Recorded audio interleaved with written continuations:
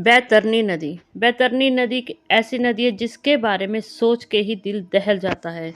जी हाँ, एक ऐसी नदी जिसके बारे में हमारे गरुड़ पुराण में सत्य कहा गया है। गरुड़ पुराण में बताया गया है कि बैतरनी नदी हमारे अच्छे और बुरे कर्मों का लेखा जोखा हमें देती है। जब भी किसी मनुष्य की मृत्यु होती है, मृत्यु के पश्चात उसको बैतरनी नदी के माध्यम से यमराज के लोग लेके जाते हैं। जैसे ही यमराज के लोग उसको वहाँ से लेके जाते हैं तो बैतरनी नदी में क्या कुछ होता है, यही आज हम बात करेंगे अपनी वीडियो में। आप सबका स्वागत है आपके अपने ही चैनल मोरल शक्ति में। आज हम अपनी वीडियो में बात करेंगे बैतरनी नदी के बारे में। आखिर बैतरनी नदी है क्या, कैसी दिखती है और इसमें जाने से मनुष्य को किन किन सजाओं का सामना करना पड़ता है। ऐसा क्या होता है बैतरनी नदी में जिसके बारे में सुनते ही थोड़ी देर के लिए तो मनुष्य को बहुत ज्ञान आता है, लेकिन जैसे ये सब बातें थोड़ा दिमाग से निकलती हैं, कुछ क्षण सोने को होते हैं, मनुष्य फिर से अपने संसारिक हरकतों में वही काम करना शुरू कर देता है जिनको करने से उसका दिल डरता है।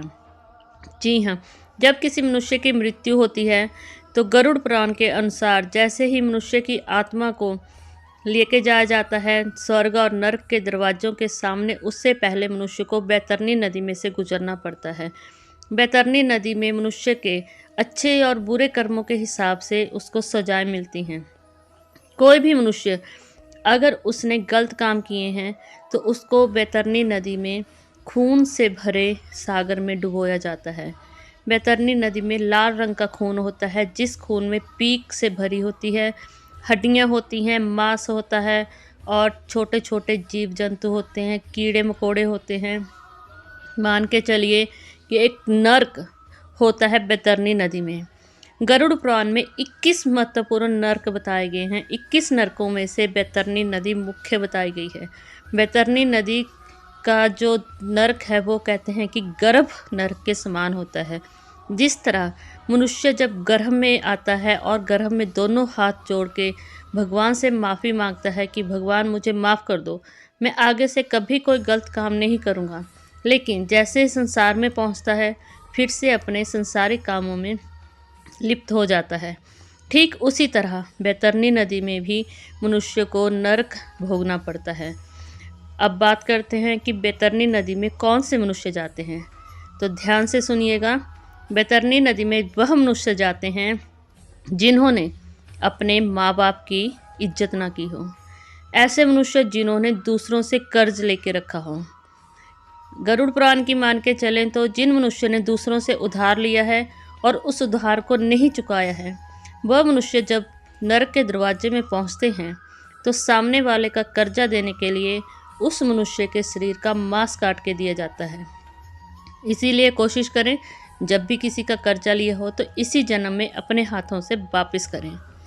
जो व्यक्ति दूसरों को निंदा करते हैं, दूसरों की सहायता नहीं करते, किसी लड़की के साथ गलत काम करते हैं, बलात्कार करते हैं, जो भ्रूण हत्या करते हैं, जिन्होंने हमेशा ही दूसरे को नीचा दिखाया है, ऐसे मनुष्य जिन्होंने कभी भी किसी को सहारा नहीं दिया बल्कि किसी का सहारा बनने के बदले उसका सहारा छीना ही है, ऐसे मनुष्य जिन्होंने कभी भी किसी का अच्छा नहीं किया बल्कि हमेशा पाप ही पाप किया है, ऐसी योनि के सभी मनुष्य ही बैतरनी नदी में जाते हैं। बैतरनी नदी एक ऐसी नदी है जो मनुष्य को सांस लेने में भी दिक्कत देती है।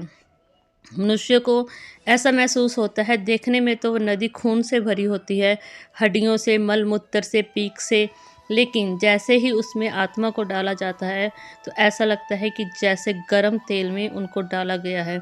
उसमें इतना ज़्यादा घुटन होती है कि आदमी सहन नहीं कर पाता। और जैसे ही मनुष्य बैतरनी नदी को पार करके तट पर पहुंचने की कोशिश करता है तो वहाँ पे कौवे, मगरमच्छ, जंगली घोड़े, बहुत सारे ऐसे जीव जंतु होते हैं जो मनुष्य की आत्मा को नोच नोच के खाते हैं। जिस तरह मनुष्य यहाँ पे गलत काम करता है, ठीक उसी सब का लेखा जोखा मिलता है बैतरनी नदी में। जो मनुष्य लड़कियों के साथ बलात्कार करते हैं, उनकी इज्जत को दाग लगाते हैं, वैसे मनुष्य की योनि पे वहाँ पे बहुत सारे चूहे और कौवे छोड़े जाते हैं जो उनके मांस को नोचते हैं। उनको भी वैसा ही दर्द महसूस होता है बैतरनी नदी में जो दर्द वो यहाँ पे संसार में आके किसी को देते हैं। ये हुए बैतरनी नदी में मिलने वाले दुख। अब बात करते हैं कि ऐसा क्या हो सकता है कि हम ऐसा कौन सा पाप छोड़ के पुण्य करें जिससे हम बैतरनी नदी में ना जाएं। बैतरनी नदी में ना जाना हो तो सबसे पहले मनुष्य को दान पुण्य करना चाहिए। जी हाँ, जितना ज़्यादा आप दान पुण्य करेंगे उतना ही आप इस नरक से दूर रहेंगे। सबसे बड़ी बात, मकर संक्रांति को और पूर्णिमा के दिन जितना मनुष्य पुण्य करता है उतना ही वो बैतरनी नदी से दूर रहता है। और गरुड़ पुराण की मान के चले, अगर आप पूर्णिमा के दिन गाय का दान करते हैं तो वो बहुत ज़्यादा फलदायी होता है। गरुड़ पुराण के अनुसार गरुड़ पुराण में बताया गया है कि अगर कोई मनुष्य गाय का दान करता है तो वो गाय की पूंछ को पकड़ के बैतरनी नदी से पार हो जाता है। उसे बैतरनी नदी के मल मूत्र में नहीं जाना पड़ता और ना ही उसकी आत्मा को किसी तरह का संकट होता है। आपको अपने संसारिक जीवन में आने के बाद जितना ज़्यादा हो सके कोशिश करें कि भंडारे लगवाएं, मंदिरों में दान पुण्य करें, किसी अनाथ बच्चे को पढ़ाएं और सबसे बड़ी बात, अपने जीवन साथी का हमेशा साथ दें। आप जितना अपने जीवन साथी का साथ देंगे, उसकी इज्जत करेंगे, उतना आप पापों से दूर रहेंगे। जब तक दोनों मिलके अच्छे काम करेंगे तो कभी भी बैतरनी नदी में जाना नहीं पड़ेगा। बैतरनी नदी में जाने से पहले मनुष्य को अपने कर्मों के हिसाब से गरुड़ पुराण में बताया गया है कि जाना तो पड़ता है, लेकिन कुछ क्षण के लिए ही उनको लेके जाया जाता है जिन्होंने अच्छे कर्म किए हों। और जो मनुष्य बहुत ज़्यादा गलत काम करते हैं, कुछ तो ऐसे होते हैं कि जिन्होंने कभी भी ज़िंदगी में अच्छा काम नहीं किया, उनको बैतरनी नदी में पूरी उम्र रहना पड़ता है, बहुत समय तक रहना पड़ता है। उनका जन्म मरण जो है, इस सृष्टि का चक्कर, इसमें वो नहीं आते हैं। वो हमेशा ही उस गंध में ही रहते हैं, उस मल मूत्र में ही रहते हैं। आज अपनी वीडियो को यहीं विश्राम देती हूँ। उम्मीद करती हूँ आपको बैतरनी नदी के बारे में जानकारी अच्छी लगी होगी। प्लीज़ अगर आप मेरे चैनल पर नए हैं तो मेरे चैनल को कीजिए सब्सक्राइब, वीडियो को कीजिए लाइक और साथ में कमेंट में ज़रूर बताइएगा, क्या आपको पहले से पता था कि बैतरनी नदी क्या है और इसमें मिलने वाले पापों के बारे में, सजाओं के बारे में क्या आप सब जानते थे? प्लीज़ कमेंट अवश्य करें।